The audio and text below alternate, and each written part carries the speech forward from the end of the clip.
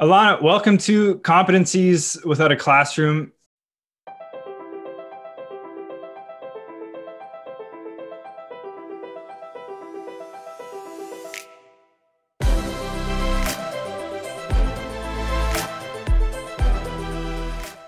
I am super excited that you're here today. You and I have had the chance to connect beforehand, but hopefully for a lot of our listeners, they're going to be learning something new today. Actually, I know they're going to be learning something new today. But before we jump into it, so I do this with every guest. It's probably the most important question that I'm going to ask you today. It's a question that our listeners want an answer to, and it also helps to set a bit of a tone for the rest of the interview. When it comes to pineapple on pizza, are you a yes or a no?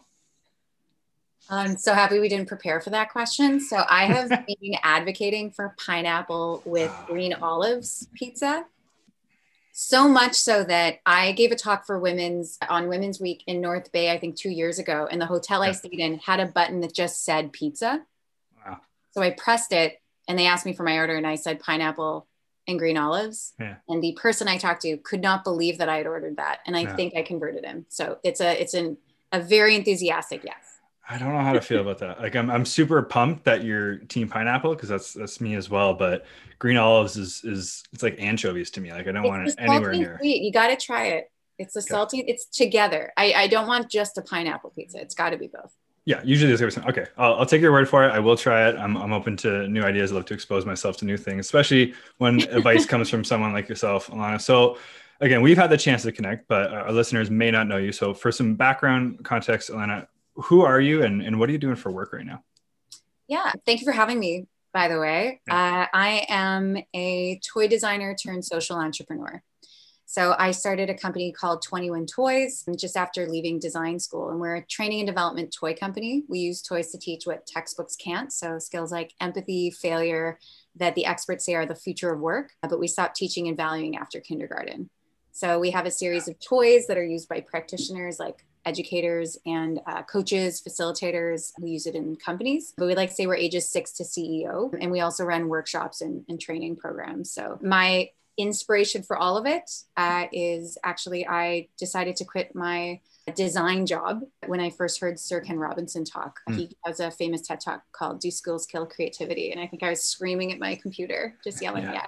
So yeah. Okay, that's super cool. And I'm excited to dig a little bit deeper into these toys and kind of the story that is S1E20 Toys. But let's talk about, so you mentioned quitting your job. Let's talk about your pathway a little bit. So again, this podcast, this is for middle and high school students and their teachers. So a lot of these young people are considering possibilities for life after grade 12. Can you talk about your path a little bit? I mean, I'm sure it wasn't just turned 18, became a CEO. What did that look like for you, Ilana? I'm a recovering A student. So I worked really, really hard in school to get good marks. I grew up in Winnipeg and I love Winnipeg, but my only way out of Winnipeg into my dream school was full scholarship because we didn't have the financial means to do that. So marks weren't just important for me. They were my lifeline to what I was going to do next. So I obsessed about getting A's and I had to get A's. And I was really good at math and science. My teachers really encouraged me, but I was equally passionate and almost as good in the arts. But I found that my school thought of arts as kind of a hobby, something that wouldn't really ever land as a real job. And so when in my last year of high school, I chose art instead of computer science because they had booked them in the same time slot, it was like I'd committed this horrible treason. Right. And I think just for me, for that, the idea that being good at school was a definite, now I'm going to be good at life, I'm going to be good at work, I'm going to have a great, future, just isn't the case. And so I think for me, my journey to starting S1E20 Toys had to do with going through an education system that I felt undervalued creativity and overvalued science and tech and completely ignored anything to do with emotions and how emotions play a crucial role in all of those skills. And then, so what about after school? Yeah, where were you working? So I was very lucky. I did end up getting a full scholarship and I went to Carleton University in Ottawa and I took their industrial design program, which is a 4-year bachelor's design. So it's like product design. So not material only items? Yeah. For physical things? Yeah. Designing everything but a building. Okay. Essentially. So computers, shoes, we had to make a collapsible cardboard chair. So my joke is I was in the engineering and design department. So it was the workload of an engineering department, but the arbitrary marks of an arts program. So just it was hard. It is a hard program, but getting marked on how I drew or my ideas was completely new to me. And so I felt like completely like a fish out of water. And the other thing that I found so interesting were some of the best students in my class who were some of the best designers, as well as our professors. A lot of them had dyslexia. And what was fascinating was that a number of them had had such a negative experience in high school because they thought that there was something wrong with them. But then they were excelling in our design program. My uncle is, in fact, an industrial designer, and he's dyslexic, and he's a professor now. And so I just started continuing questioning, like, what are we valuing? What are we telling people directly or indirectly makes them good at school and therefore a good, successful person. And so all of that got completely undone. So by the time I graduated university, I was just full of rage and anger, but equally inspired. Design thinking is an incredible path to figuring out how to creatively problem solve.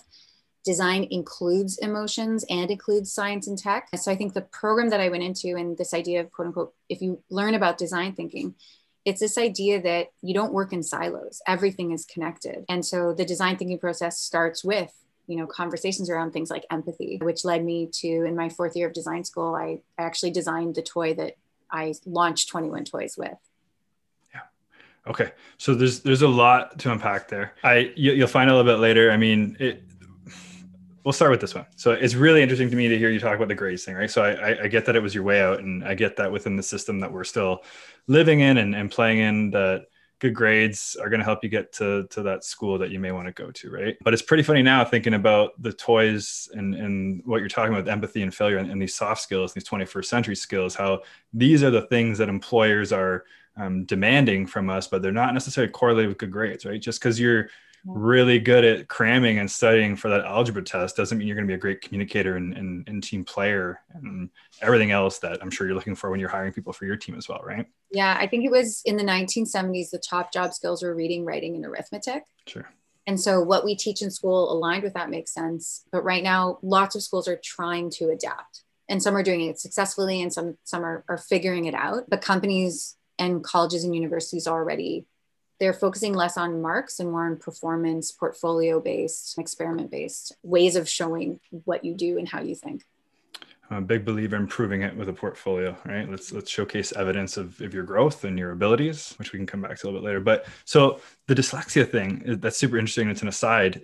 Have you noticed, is that just a trend or a trait that's common in designers, or was that a one-off in your program? I think it is a trait. I don't have too many studies to back that up, but just from my own lived experience, I don't know all the factors involved in how maybe students with dyslexia self-select design, as well as I would imagine that with dyslexia, you see 3D objects, you see words as 3D options, you see things kind of differently. But yeah, it was fascinating just to see that. And I think the biggest thing I had was there were these students that were getting, incredible support and marks in our design program, and they thought that they were bad students going into it. They had all these issues coming out of high school that told them that they were no good. So just interesting the different contexts or environments you put someone in.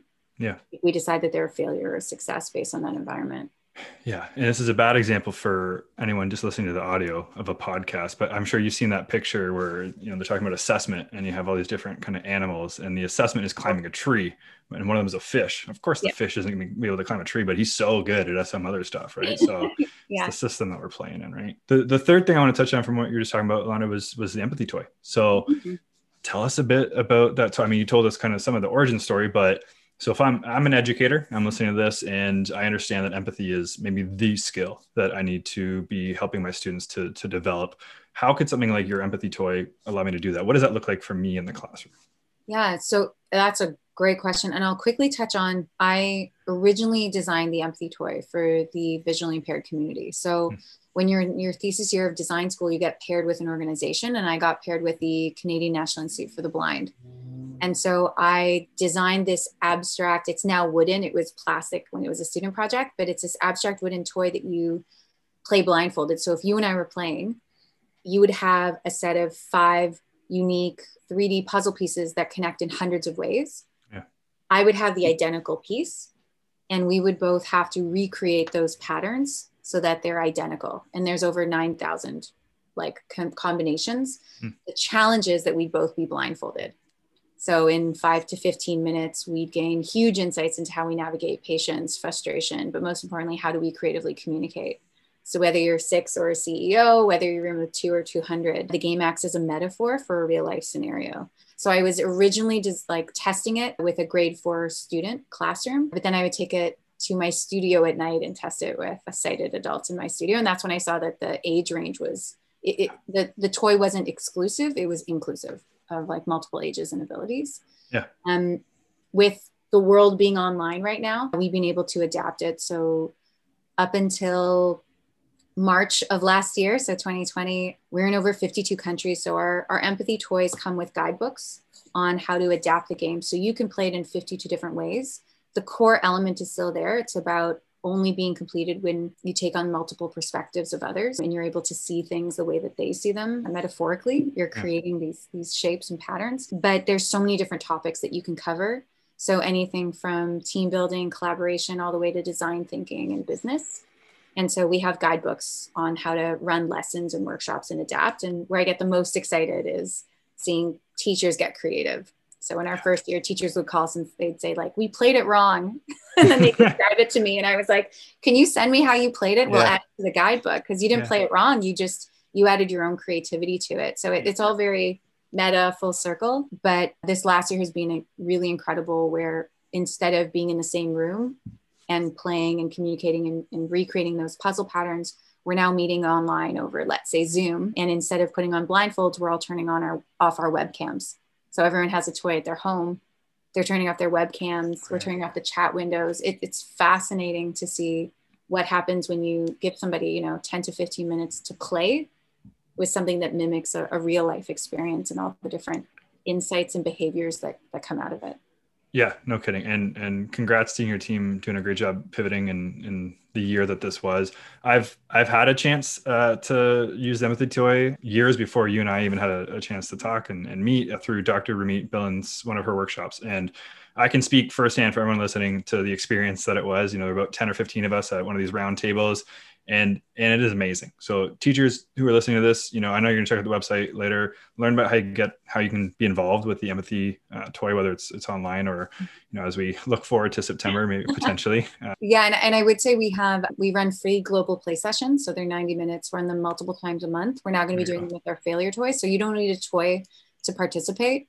Yeah. And I know with budgets and everything that can be challenging, but we do offer educators discount. So if anyone is interested in participating, you can do it with or without a budget at this point.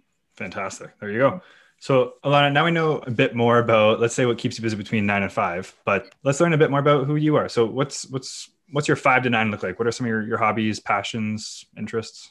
Yeah, I mean, that's a loaded question for an entrepreneur. I would say definitely the hours I keep take up most of my evenings, but on the weekends, I've been trying to push digital detox for a while. I grew up in a Jewish home. And so if you're familiar with like the Sabbath, I call it like Shabbos. And so we would use it as an excuse to put everyone's phones away, invite, 20 friends over for dinner, and just reconnect that way. So I'm very much looking to the days where I get to do Shabbos. My hope is also Shabbos and Schwitz. I'm a huge sauna fan. I almost started 21 Toys in Helsinki in my early days, even a few months before I'd called it 21 Toys. When I was just starting the business, I was invited to an accelerator in Helsinki. And it was amazing. It was interesting. I was the only female. They don't take any equity. So it's just advice. And it's financed by the Finnish government through university, through Aalto University. Nice. And every day we would sauna afterwards. And so it took me after 3 weeks, I said, okay, fine, I'll sauna. I'll try it out. And now I'm completely obsessed. Yeah, you got hooked. Completely hooked. I think it's an incredible way to build community, be healthy, connect with each other. So if you know me for longer than a few weeks, you'll know that I own schwitzcarlton.com, which is a passion project I'm hoping to launch. Okay. I'm looking forward to checking that out. Speaking of hooked, as a designer, are you familiar with Near AL? Do you know that name? Maybe it's more product design for the software world. He wrote a really popular book called Hooked about all the ways that companies like Facebook and Google are gamifying their software to keep you coming back, that kind of thing. Okay. I think I'm familiar with the book Hook. I've definitely heard of that. Definitely a pretty popular book, yeah. But he just wrote another one. He just made me think of. It's called Indistractable. So you should check it out as part of your weekend detox. It's just about how we're consumed and obsessed with technology and some proven science-backed research strategies to keep it away. Sounds like you're already on top of it and you're doing a good job, but top of it or doing a good job, but I'm attempting to do it. So I think that would be great. I think especially this last year, there's going to be a huge need for how we can contrast. Like we're so much on the screen. I think we're at a point now where we probably need to be intentionally off the screen. 100%. And actually it was through this podcast and talking to a few other smart people that one of the patterns that I heard was that it's not just young people, it's anybody. One of the things that's going to differentiate you is the ability to focus, right? So just being able to, it's as simple as just hitting do not disturb, right? And just being able to get the work done. Right? It's little things like that that'll help set you apart, but that book will help you take you to the next level. Speaking of things that distract you, so let's talk about Instagram. Are you personally on Instagram, Ilana? Yes. Yeah. I run our 21 Toys Instagram as well. So I've built 21 Toys from the ground up. So we don't have any investors. There's a whole other podcast on women entrepreneurs and how they are and aren't supported, but I've been bootstrapping it, which means I've been funding it just through us existing. Yep. But because of that, we're a really small team. So we wear a lot of hats. So I am very much personally on Instagram, and the company also has a presence on Instagram. Yeah. Instagram has many benefits for things like that. And so what was the name of the women-led podcast about women entrepreneurs? If you're curious about it, SheEO is an organization that we were lucky enough for one of the 5 ventures that got funded, but they just got a huge investment from, I think, the Bank of Montreal, and Justin Trudeau just attended their summit this week talking about the impact they have. So they have some pretty radical ideas on how we can change the ways we look at money and the ways that we look at funding. Yeah, radical generosity. I'm a big fan of SheEO and Vicky. It's really cool what they're up to, and love the bootstrap story. So my blueprint, we're bootstrapped as well. And so there's many of us who wear many hats. And I like to think of this when I tell people about it, it's a 15-year overnight success. I think you're already at a much faster pace than we were. So you're doing a great job. Reason I asked about Instagram. So again, many great benefits, especially for promoting a company. But I have a love-hate relationship with it. The hate part being that oftentimes, depending on how it's used, a lot of the content is not very authentic. It becomes kind of a highlight reel or a best of. So when young people are comparing their lives to these highlight reels, it's very inauthentic, right? So I use this kind of as a segue to ask you to speak to the opposite of that. What's a failure? What's something, could be personal or professional, that you can speak to that you think the young people listening to this would benefit from hearing?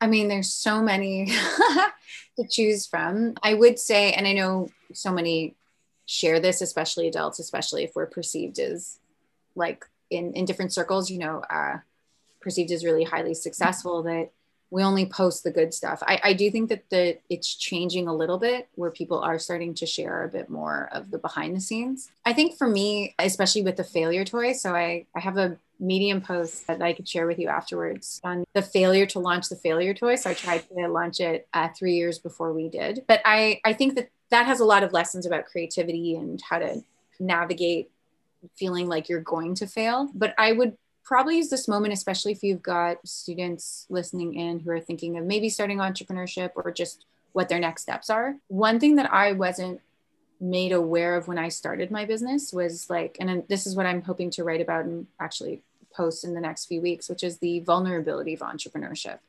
So when you start a business, you are not just financially vulnerable, you are vulnerable in every direction.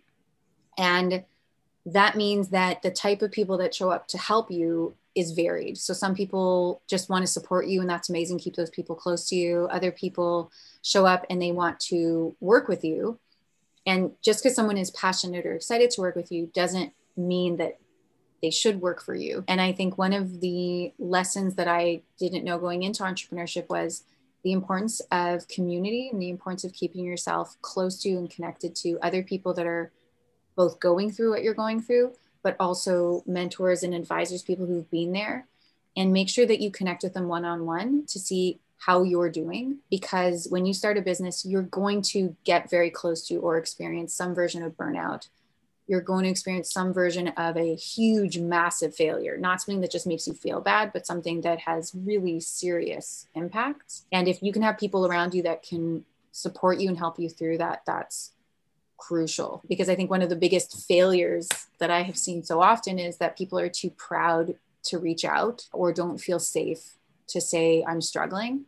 And instead we kind of bury it, and then we hide it, we're shameful, and then we never talk about it, which is the entire reason I wanted to start the failure toy, which is that in schools we practice, I like to say, failure abstinence. So the idea that we're not going to teach it. Everyone's going to deal with some version of failure, and they're going to have to figure it out on their own. And we're just going to focus on getting good marks. And that's that's what success is. And if you don't get good marks, then you're no good. And then on the other end, we have the startup community that's saying fail fast and fail often, which is very exciting and passionate, but it is also sometimes really tone deaf, and it can really not make any sense. If you're a doctor or if you're working on something where fail fast, fail often just doesn't make sense. So we just have these two extremes where we're not having the real conversation, which is, what does failure look like? When do we decide something is a failure? When do we decide something's a success? And most importantly, how do we all show up when we're stressed, when we're, given expectations, when we have expectations of others? That's the delicious, juicy stuff that we could all benefit from, unpacking and exploring.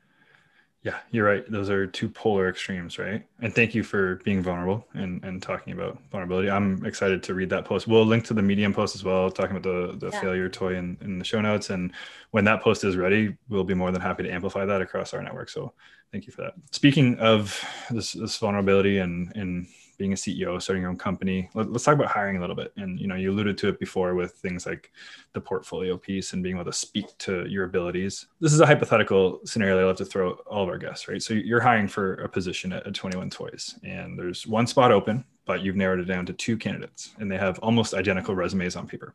What have you found over the years? Like, what's that one competency, that soft skill that's going to help separate one candidate from the other? Ooh. I think I'm trying to answer it from a 21 Toys lens when we've hired, but also from the lens, because I have so many other entrepreneurs in my community. And so I'm trying to think of what the patterns might be. But I think when we're assessing someone, it's really about what skills do they have? So if they start on Monday, what can we give them right away that will, take the pressure off of some part of what we do? But beyond what their skills are, you want to know, what are they able to learn? Are they able to explain their thinking? So that's a big part of when you explain your portfolio, when you're a designer. You don't just present your idea. The goal is for you to walk through, what was your decision-making process? How did you do research? How did you make those decisions? How did you present those decisions? And so I think someone who's humble, hardworking, they can be confident in what they do. They can have a bit of confidence and arrogance, but it can't create a blind spot, where I think one of the hardest types of situations I've had, and I would say others as well, when you hire, is someone that is unwilling to be wrong or just says, well, I have an idea and you have an idea, and so your idea wins or my idea wins. Yeah. Really, you're looking for somebody who has a lot of self-awareness about how they brainstorm, how they problem solve, and then is able to communicate that and bring other people in. Yeah, you did a good job bringing it all together at the end there, because you hit a bunch of them, right? It's communication, also empathy. I mean, yeah, well, I didn't want to throw that. I mean, I'm giving a talk tonight even, but yeah, when we give keynotes, spoiler alert, the number one job skill is empathy. How do you test for that is a whole other question. Sure. But absolutely, social and emotional skills are, you will know from all the studies, those are where you get the top performers. It can't be your only skill, but it's core. Yeah. Good. So Ilana, what's a life skill you weren't taught in high school, but maybe you wish that you were? I feel like this is said a lot, but yeah, I wish, there's finance. It would be great if someone just sat down, not just taught you how to do your taxes, but like, how does the economy work? What are the decisions we made as a society? And how do, politics and voting intersect with economics? What part of the machine am I in? Why would I choose to have a job or create a job. Creating a business never felt like it was an option. Yeah. Like I felt like I was doing something wrong. Like I didn't know till I met another entrepreneur and I was like, so who told you were allowed to start a business? And they were like, I just did. And I said, okay, so you can just start one. Yeah. Like I was under the impression you could. And then I think to go back to the work that we do, it really is about the School of Life actually has this incredible YouTube clip on what schools should teach. Okay. And the third one is relationships, is understanding relationships. Yep. I don't know a single adult my age who is not in counseling or in therapy or getting coaching. And I think the stigma is going away. People aren't seeing it as you only go to therapy if you're sick, but it's this idea that it's overlooked in our schools. And the number one reason why so many challenges that you have in your life related to your job as well as your personal life has to do with relationships and emotions.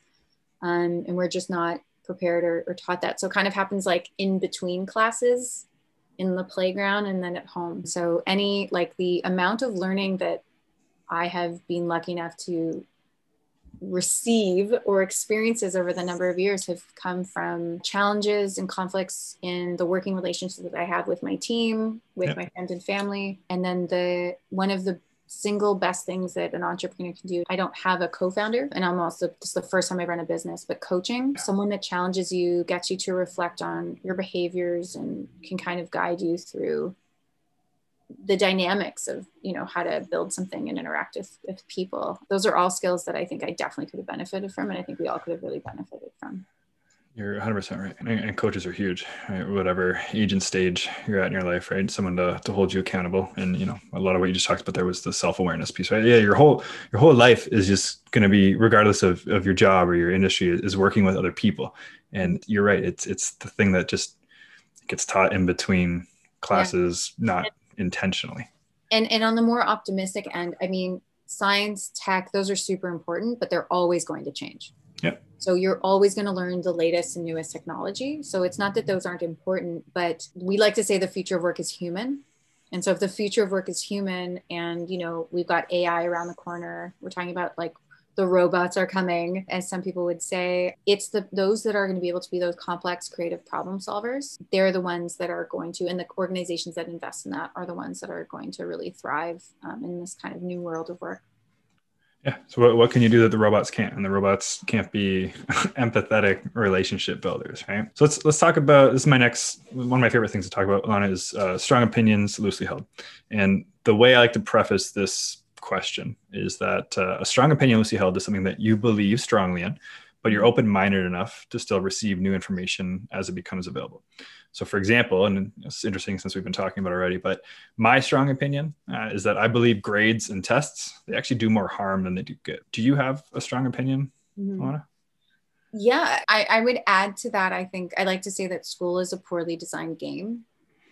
So the idea that we're all playing it, I played it. We still need to worry about marks. Marks still matter, but I've never interviewed somebody and asked them for their marks. Right. I've asked them what they've done, where they've worked, what it's like to work. I asked the people they've worked with what it's like to work with them. The thing I'm the most passionate about, to bring it all together, is this idea that there's a study that came out of NASA. Actually, they were struggling to hire a creative rocket scientists and engineers. And then they studied creativity through a series of tests. They took like 1,600 kindergarten students and took them through this test and discovered 98% of them were creative geniuses. And they were so excited, they followed them for years and years and years. By the time that same group was 25 years old, less than 2% were still considered creative geniuses. And this idea that we educate our creativity out is very real. But the good news is, I like to say, this was solved 100 years ago in kindergarten. So a lot of people don't necessarily know. Kindergarten was invented by a 19th century German philosopher named Friedrich Froebel, and he did it with a series of toys that he called gifts.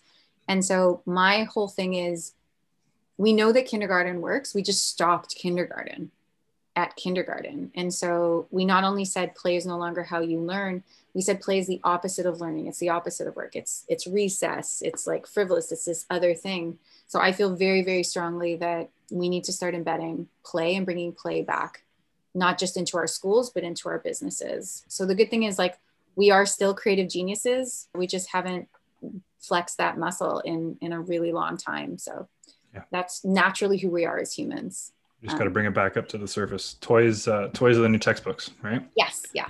There we go. So let's finish up with some rapid fire questions for you. Okay. Mm-hmm. You have a billboard. Everyone's going to see it. You can write one thing on that billboard. What does it say? I'm blanking on whose quote. This is not my quote. But I love to say, you can either be a good example or a horrible warning. So that's one of my favorite quotes. I don't think I've heard that one before. I really like that. All right, I'll try to credit it. Well, for the show notes, we'll find the right person. So this, loaded question. I already know the answer. IQ or EQ? You can only pick one. Which one are you picking? Yeah, it's a hard one, but I'm probably going to go with EQ. Yeah, probably. Did you have a favorite class in high school? Ooh, I did. I'm trying to remember. I mean, art, I loved art class, but I would also say I loved musical theater. So I was the lead in Guys and Dolls in grade 12. So I got to play Adelaide.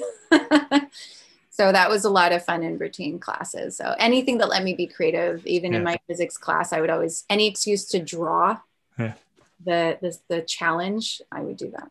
That's super cool. Do you still sing, or is it just a shower thing at this point? I shower, sing. If you read my origin story, I paid for my first round of empathy toy prototypes. I was a karaoke DJ for a year. So that's super cool. Used my karaoke DJ money to pay for toys. Currently, just my shower. Just the neighbors get to enjoy it. So. Okay, cool.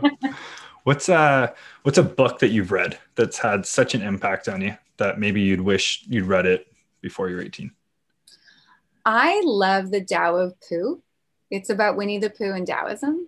Okay. And it just talks about how Winnie the Pooh and all of the like owl and piglet, that they all represent different, I'm going to get this wrong, but different kind of like emotions or tropes. I grew up in a very like anxious environment. My community and culture, we like to talk and interrupt each other very fast, which I love, but just slowing down, not pushing against the tide. I think, the Tao of Pooh is a fantastic book. Thank you. I haven't heard of that one myself. We'll again link to that one in the show notes. Okay. And then hypothetical scenario. So you're the superintendent of a school district and you're tasked with deciding one skill. So one of these competencies that your students have to display evidence of in their digital portfolio in order to graduate. What is that skill? For the first contractor that we hired, who's now our director of training and facilitation, at the end of the job posting, we had him do an activity. We had everyone do an activity. Draw us your blueprints of a spaceship. And so I would say anything that is just completely insane, huge, quite playful, and then just see how someone approaches it. Let them show you what they are passionate about, what they love, and how they think, and get a little window into their brain. I love those. Super cool activity. So it's almost kind of like a mix of maybe problem solving with communication, because you're gonna have to be able to explain how you're able to solve that problem, right? Yeah, and all of it comes down to, we just want to know how your brain works. And also I'd love to know if you know how your brain works, because the more self-aware you are, the easier it is for you to be able to work with others. That's such a great note to end this on. So where can people listening go to learn a bit more about 21 Toys, the Empathy Toy, and you? Yeah, so you can find us on Instagram at 21toys. You can find me, it's my name. I just remove the hyphen, so at ILANABENARI. Our website is 21toys.com. It's the words, not the numbers, but you can always just Google Empathy Toy or Failure Toy and you'll find us. And we're going to have all the links in the show notes as well for everybody. So Ilana, I can't thank you enough for this. I'm super excited that we've had the chance to connect a couple of times now. I'm really looking forward to all the new toys that you guys are going to keep coming out with, and the important skills that you're helping to develop in everyone from 6 to CEO. So thank you for the work that you're doing, and have a fantastic rest of your day. Brilliant. Thank you so much for having me.